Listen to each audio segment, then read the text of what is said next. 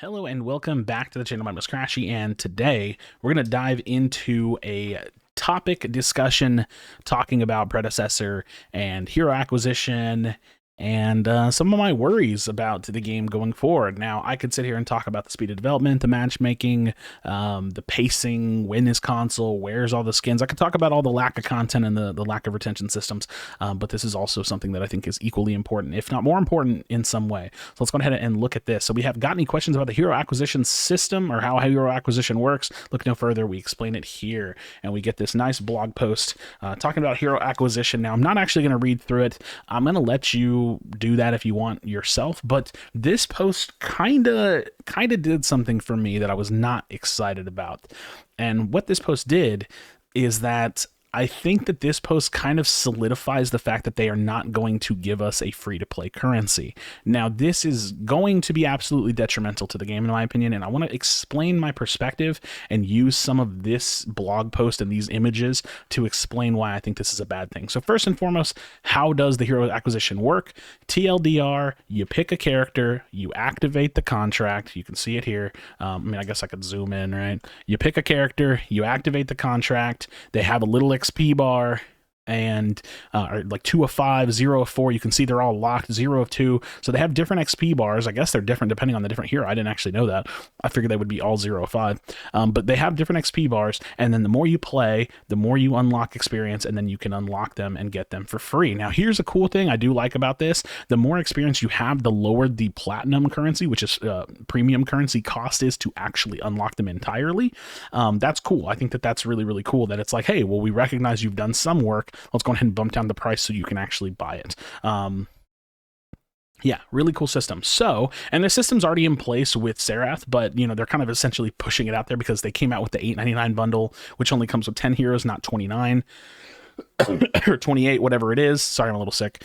And essentially, this is already live now, but what this does for me, like I said earlier, is that I think that it pretty much solidifies that there is not going to be a free-to-play currency, and I think that that is absolutely a massive mistake. Now, what would a free-to-play currency do or be used for if you can unlock the characters for free?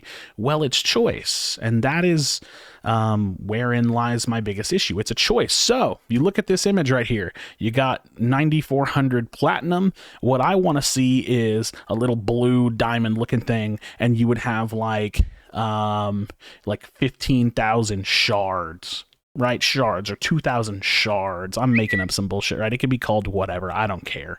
It doesn't matter. It's arbitrary. And what this number would be is it is the reward for your time system. It is the, hey, I spend time, I'm going to unlock things for it. Now, you might say, well, Krashy, that's what this is, bro. Reward for your time. You pick a hero, you activate the hero, you play, you unlock the hero, and you're absolutely right. But it's just more of that, right? It's more choice. It's more ways to engage with the game and the content that the game has. In however you see fit. Now, why is this much more important than just having a contract system? Because there's more content than just heroes, right? Like eventually, I mean, there are skins in the game, but eventually there will be a plethora of skins, or you will have your profile banner and the, like your backing animation and your jump pad animation and all of these different cosmetics that we should have in the game that the game doesn't have yet. But all of these different cosmetics that should be unlockable via free-to-play currency and probably premium currency, or maybe some kind of time grind as well. Now, here's the thing. If you put a system in front of me and you said, hey, what would you rather have? A time grind where you click on something specifically intentionally, like a contract system like we have here, and you grind it out and you unlock it, or a free-to-play currency where you play, you unlock free-to-play currency, or you earn free-to-play currency and then you unlock what you want? I would pick the free-to-play currency all day. Now, here's the thing. I don't have any issues with the contract system. In fact, I think it's a relatively fine system, but it removes choice from the player. The only choice you have is that you pick the hero you want to lock in on and start unlocking them. But then once you kind of pick that hero once, like let's say you play one game unlocking Serath, you're kind of locked in, right? Because if you choose a different character to start unlocking, like if you change your mind, well, that's one game's worth of experience dumped into Serath, not into just having a bank of free-to-play currency. Now, here's the thing.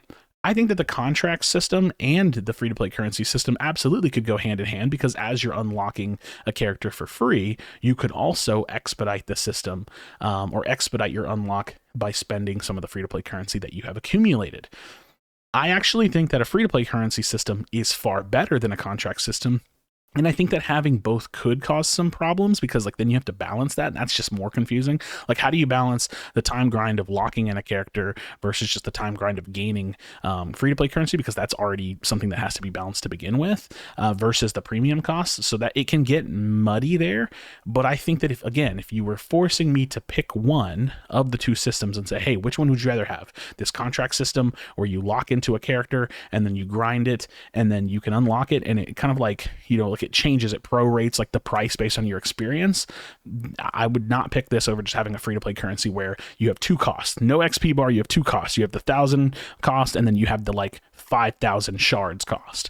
Now, again, I could easily see it being all three, where you have like a 5,000 shards cost, an experience bar, 1,000 platinum cost, and then as the experience bar goes up, this goes down from 1,000 to 400. This goes from 5,000 to, I don't know what the math is on that, 2,000 or 1,000, right? Whatever the ratio is. You get the point.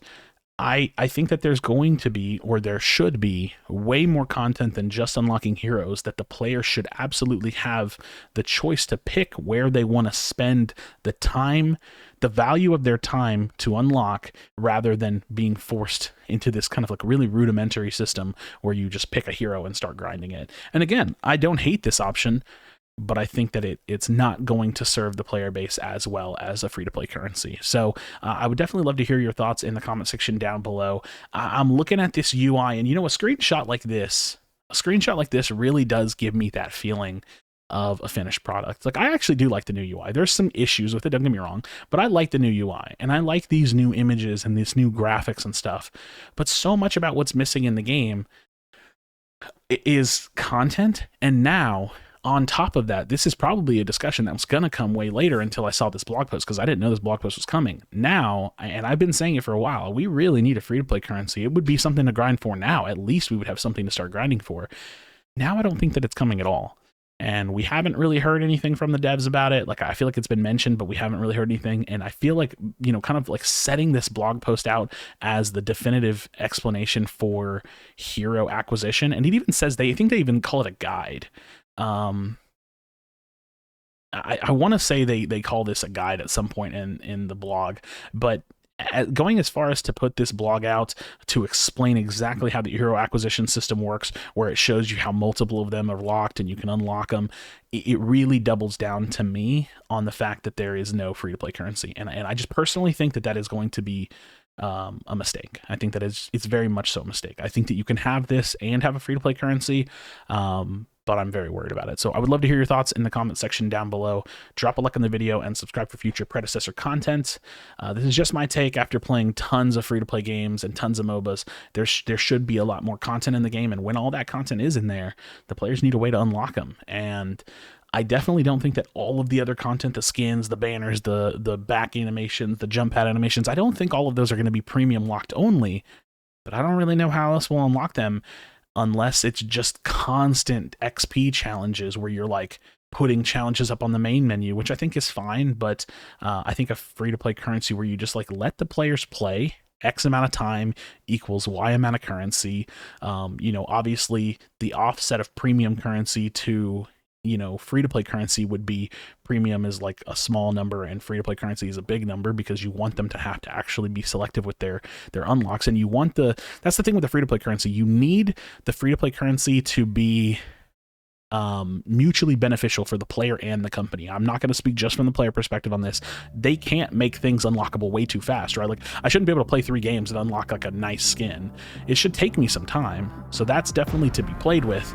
But I guess, like I said before, I think my fear is that I don't think we're getting one at all. So we'd love to hear your thoughts, friends. Thank you so much for watching. As always, be sure to be kind of one another, tell someone you love them, and I'll see you on the next video.